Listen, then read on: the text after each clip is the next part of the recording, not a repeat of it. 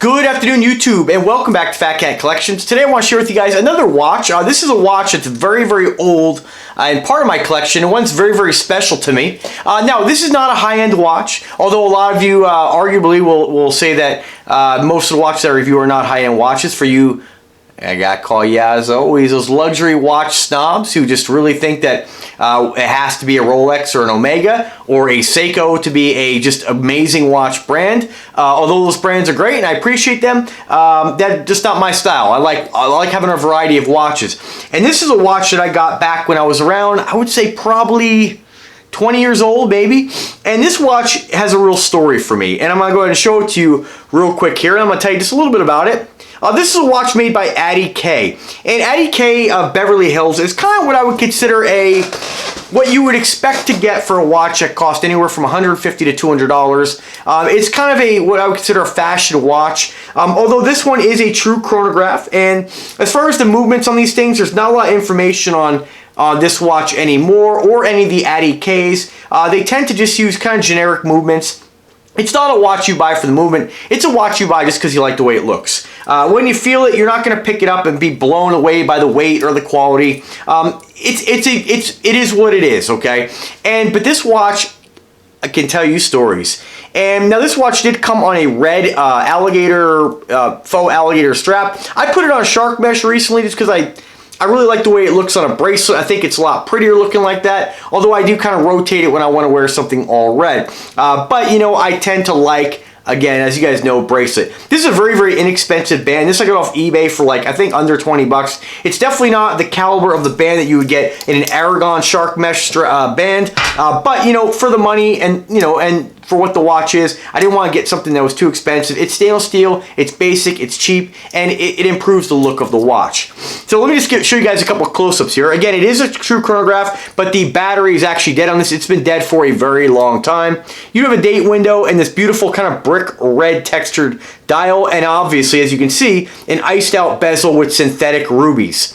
Now, I'm not sure if these are just actual, you know, some sort of, I'm not really sure if they're actually synthetic rubies or if they're actually just some kind of like basic piece of glass in there. Not really sure. This watch only cost about $150 when I got it.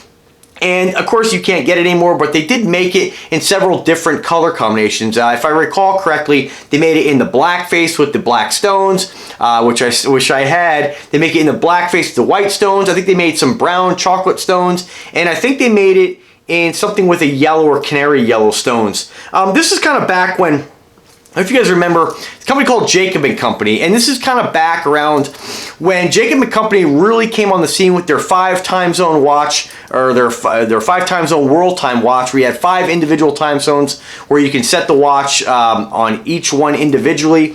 Each time zone had a crown, one at each corner of the watch, and then your main crown. I don't believe it had a date window, but it's too far back for me to remember. You can still find that watch, but it's kind of out of date right now. And what really made that popular was the size. That watch was a 47 millimeter cased watch. Again, not like, you know, it was basically case and face. It was a big watch, and pretty much all of them, what they were known for is having their iced out threaded bezel. So you could change that to different color bezels. A lot of those watches were actually fake. You can still buy the fakes, although I don't really, you know, when I was younger, that might have been something cool to throw a watch on your wrist and have people say, "What's that?" And you say Jacob, or just like when people wear replica watches or fake watches, it gives them, you know, the appearance that they have more money than they do.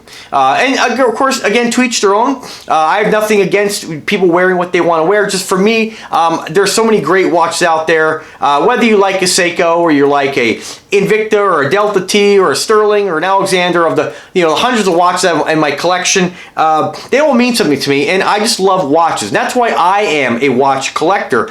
Because I like all different watches. Each one tells a story. So back with the Jacob story, that watch was really expensive. I was a young guy. They were like $5,000 minimum. I mean, I wouldn't even spend $300 a watch back then. That I never would fathom that because I wasn't really into collecting them like I am now. And this watch, I saw the Jacobs, and at the time you could buy a replica. And the replicas, even the replicas were like $300 to $400, and I was like, no way, I'm not buying that. And so what happened was I happened to come across this one gentleman's website. He's still in business, but I'm trying to work an agreement with him, maybe to review some of the Adee Kayes, some of the other kind of cool items he has. I'm not going to mention his website quite yet because I don't name drop websites or help refer business to sites. We haven't come up with an agreement yet, but nonetheless, I purchased this from his website, and when I got it, I was so blown. Was that right?